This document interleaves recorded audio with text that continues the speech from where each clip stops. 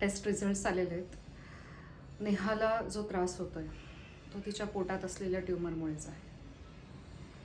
प्रेग्नन्सीमध्ये असा ट्यूमर तयार होणं रिस्की आहेच.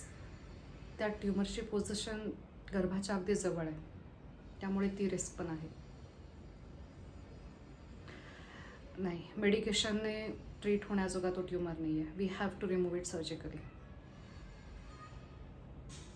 आय सजेस्ट 8 महिने झालेले आहेत, आपण प्री मॅच्युअर डिलिव्हरी जर करून घेतली तर बाळ सेफ होईल.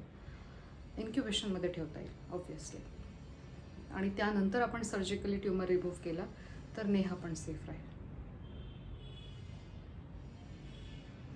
तुम्ही विचार करा आणि लवकरात लवकर मला सांगा. 2 दिवस, मॅक्स टू मॅक्स 2 दिवस आपण थांबू शकतो.